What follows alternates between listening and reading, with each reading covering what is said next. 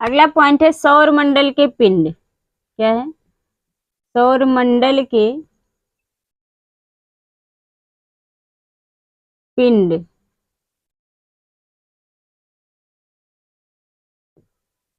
देखो, अंतरराष्ट्रीय खगोल शास्त्री संघ IAU की प्राग सम्मेलन 2006 के अनुसार सौर मंडल में मौजूद पिंडों को 3 श्रेणियों में बांटा गया है। ठीक है, कौन कौन से? परंपरागत ग्रह, बौने ग्रह और लघु सौर मंडलीय पिंड। ठीक है, तो 3 श्रेणियों में बांटा गया है। चलिए देखते हैं कौन कौन सी 3 श्रेणियां हैं। पहला है परंपरागत ग्रह।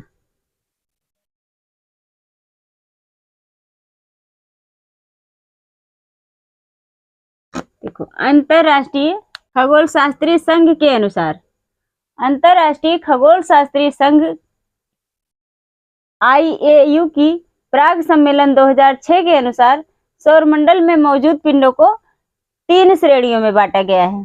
कौन कौन से? परंपरागत ग्रह, बौने ग्रह और लघु सौरमंडलीय पिंड। तो चलिए देखते हैं एक एक को हम लोग। तो इसमें पहला है परंपरागत ग्रह। तो इसमें कुल कितने हैं? 8 ग्रह हैं। सब लोग जानते होंगे, पहले 9 ग्रह थे। 2006 के पहले 9 ग्रह थे। यम को निकाल दिया गया है, प्लूटो को निकाल दिया गया है। अब कुल कितने ग्रह बचे हैं? 8 ग्रह बचे हैं। ठीक है, तो परंपरागत ग्रह हैं 8। कौन कौन से हैं? पहला है बुध, शुक्र, पृथ्वी, मंगल, बृहस्पति,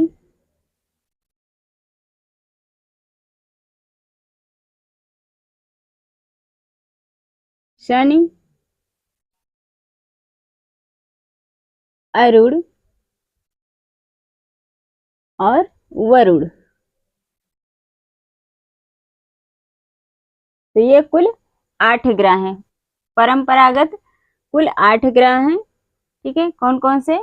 बुध, शुक्र, पृथ्वी, मंगल, बृहस्पति, शनि, अरुण और वरुण। ठीक है, इन सभी ग्रहों को हम लोग विस्तार से पढ़ेंगे। ये क्रम से हैं, जिस तरह से सूर्य का चक्कर लगाते हैं, जिस तरह से सूर्य के नजदीक हैं, सूर्य से जिस तरह से दूरी पर हैं, उसी तरह से ये क्रम से हैं। ठीक है, तो ये क्या है? परंपरागत ग्रह। दूसरा है बौने ग्रह। बौने ग्रह हैं प्लूटो। सबसे पहले क्या है? प्लूटो। प्लूटो को यम कहा जाता है। ठीक है, उसके बाद चेरान, सेरस,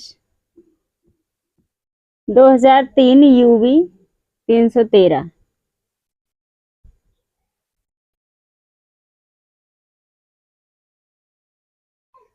ठीक है, तो ये है बौने ग्रह। क्या है? बौने ग्रह। ठीक है, तीसरा है लघु सौरमंडलीय पिंड।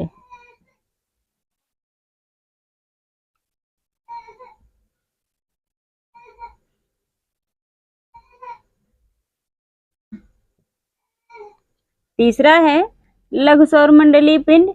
तो इसमें है धूमकेतु,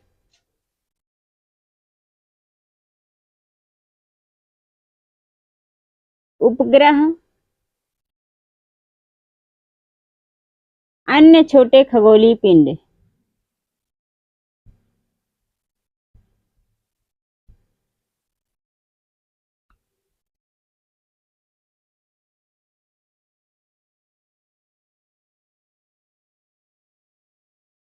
ठीक, तो ये है सौरमंडल के पिंड। परंपरागत ग्रह, बौने ग्रह, लघु सौरमंडलीय पिंड। परंपरागत ग्रह 2006 के पहले 9 थे। कितने थे? 9 थे। तो वो 9वां कौन सा था? प्लूटो यानी यम। इसको क्यों निकाल दिया गया? अब 8 ग्रह ही बचे हैं। 2006 के बाद कुल अब 8 ग्रह ही बचे हैं। सबसे पहले जानते हैं ग्रह। ग्रह क्या होता है? जो सूर्य के चारों तरफ चक्कर लगाते हैं। ठीक है, सूर्य एक स्थान पर रहता है और उसके चारों तरफ सभी ग्रह चक्कर लगाते हैं, तो वो होते हैं ग्रह। और ग्रहों के चारों तरफ जो चक्कर लगाते हैं वो होते हैं उपग्रह। ठीक है, तो प्लूटो को निकाल दिया गया। क्यों? क्योंकि यह चक्कर लगाते लगाते दूसरे ग्रह की कक्षा में प्रवेश कर जाता था। ठीक है, और ग्रहों की मान्यता यह है कि वह अपने ही कक्षा में प्रवेश करेगा, चक्कर लगाएगा, किसी अन्य की कक्षा में प्रवेश नहीं करेगा। ठीक है, प्लूटो जो है दूसरे ग्रह को काट करके, दूसरे ग्रह की कक्षा को काट करके तब चक्कर लगाता था, इसलिए इसे ग्रह की श्रेणी से निकाल करके बौने ग्रह की श्रेणी में रख दिया गया। ठीक है, तो कुल कितने बचे? 8 ग्रह। तो ये है परंपरागत ग्रह। बौने ग्रह है प्लूटो, चेरान, सेरस, 2003 यूवी, 313। ठीक है, अगला है लघु सौरमंडलीय पिंड। तो लघु सौरमंडलीय पिंड में है धूमकेतु, उपग्रह, अन्य छोटे खगोलीय पिंड। अगला पॉइंट है पार्थिव या आंतरिक ग्रह। क्या है? पार्थिव या आंतरिक ग्रह। पार्थिव या आंतरिक ग्रह। पार्थिव या आंतरिक ग्रह किसे कहा जाता है? जो ग्रह पृथ्वी के सदृश होते हैं, पृथ्वी के समान होते हैं या पृथ्वी के पास होते हैं, वे क्या होते हैं? पार्थिव होते हैं। ठीक है, पार्थिव ग्रह में है बुध,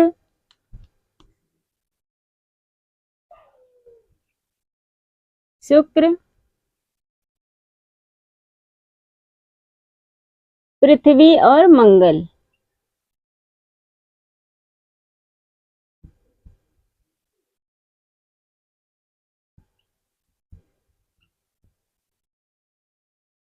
को पार्थिव ग्रह कहा जाता है, को पार्थिव ग्रह कहा जाता है।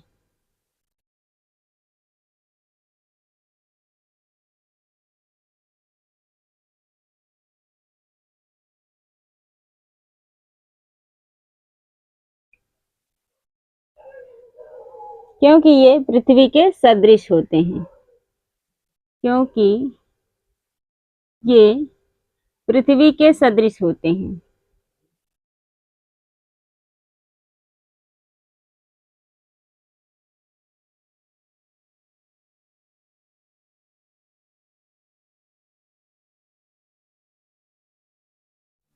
अगला है बृहस्पति या बाह्य ग्रह। क्या है?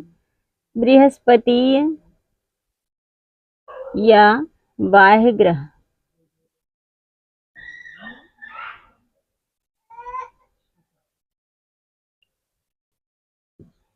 बृहस्पति, शनि,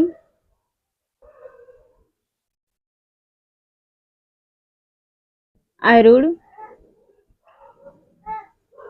और वरुण। बृहस्पति, शनि, अरुण और वरुण को बृहस्पति या बाह्य ग्रह कहा जाता है। ठीक है, तो 4 ये और 4 ये, इनको मिलाकर के कुल कितने ग्रह हुए? 8 हुए। 8 ग्रहों में से केवल 5 ग्रहों को नंगी आंखों से देखा जा सकता है। ठीक है, नंगी आंखों से देखा जा सकता है। 5 ग्रह जिन्हें नंगी आंखों से देखा जा सकता है।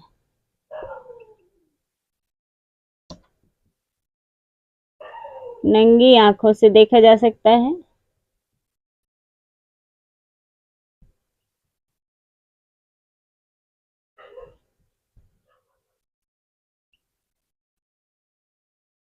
बुध, शुक्र, शनि, बृहस्पति और मंगल।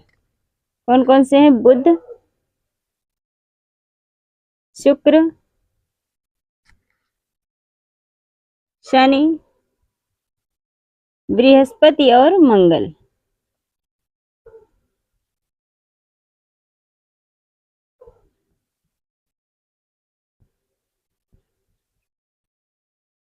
इन्हीं 5 ग्रहों को नंगी आंखों से देखा जा सकता है और 3 ग्रहों को, पृथ्वी, अरुण और वरुण, इन 3 ग्रहों को नंगी आंखों से नहीं देखा जा सकता। ठीक है, तो ये है 5 ग्रह जिन्हें नंगी आंखों से देखा जा सकता है। कौन कौन से हैं? बुध, शुक्र, शनि, बृहस्पति और मंगल। ठीक है, इसको नोट कर लीजिए। चलिए देखते हैं आगे। अगला पॉइंट है आकार के अनुसार ग्रहों का क्रम। क्या है? आकार के अनुसार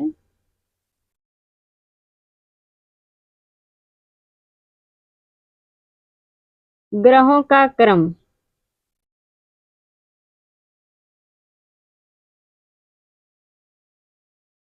घटते क्रम में। क्या है? घटते क्रम में।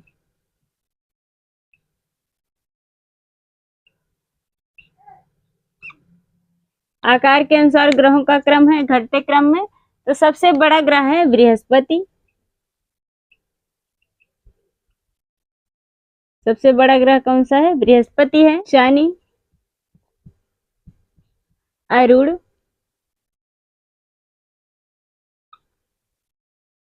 वरुण, पृथ्वी, शुक्र, मंगल और बुध। ठीक है, यह है आकार के अनुसार ग्रहों का क्रम। तो सबसे बड़ा है बृहस्पति, उससे छोटा शनि, उससे छोटा अरुण, उससे छोटा वरुण, उससे छोटा पृथ्वी, उससे छोटा शुक्र, उससे छोटा मंगल और सबसे छोटा है बुध। ठीक है, कहने का मतलब यह है कि सबसे बड़ा क्या है? बृहस्पति ग्रह है और सबसे छोटा है बुध। ठीक है, तो सबसे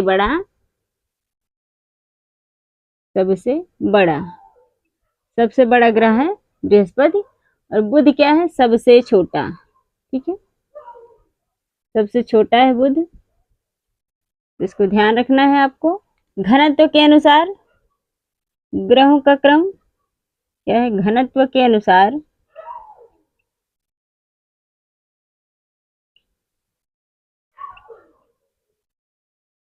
ग्रहों का क्रम।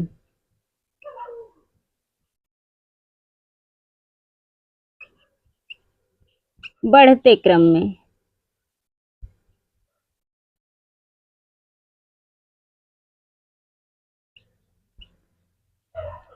तो घनत्व के अनुसार ग्रहों का क्रम बढ़ते क्रम में। तो सबसे कम घनत्व वाला ग्रह कौन सा है? शनि है। सबसे पहले है शनि, यह सबसे कम घनत्व वाला ग्रह है। अरुण, बृहस्पति, वरुण, मंगल एवं शुक्र।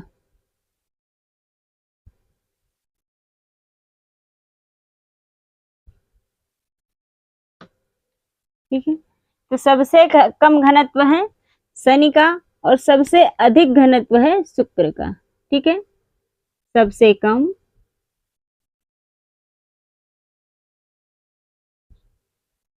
और सबसे अधिक।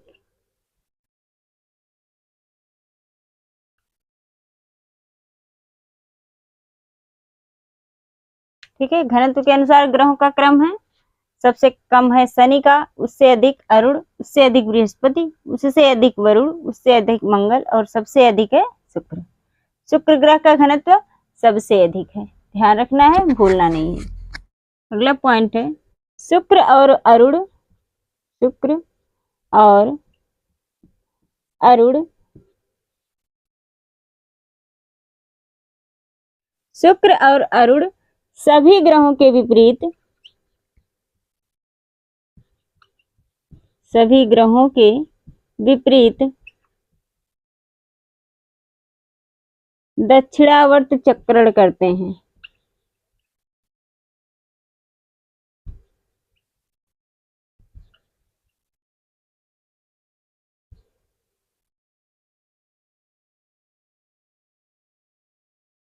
और सभी ग्रहों का परिक्रमण की जो दिशा है एक ही है। ठीक है, सभी ग्रहों की परिक्रमण दिशा एक है, लेकिन शुक्र और अरुण ग्रह जो हैं उनके विपरीत दक्षिणावर्त चक्रण करते हैं। ठीक है, तो इसको ध्यान रखना है, भूलना नहीं है। तो बच्चों, ये है सौर मंडल के कुछ महत्वपूर्ण पॉइंट जिसको मैंने आप लोगों को बताया और लिखवा दिया है। ठीक है, बहुत ही महत्वपूर्ण है, इसको नोट कर लीजिए और याद करते चलिए। ध्यान से पढ़ेंगे, सब कुछ आसानी से समझ में आएगा। ठीक है, तो क्लास कैसी रही कमेंट करके जरूर बताएं। आज के लिए इतना ही। नेक्स्ट क्लास में हम लोग सभी ग्रहों को विस्तार से पढ़ेंगे। ठीक है, जो 8 ग्रह हैं, इन ग्रहों को नेक्स्ट क्लास में हम लोग विस्तार से पढ़ेंगे। तो आज के लिए इतना ही, मिलते हैं नेक्स्ट क्लास में।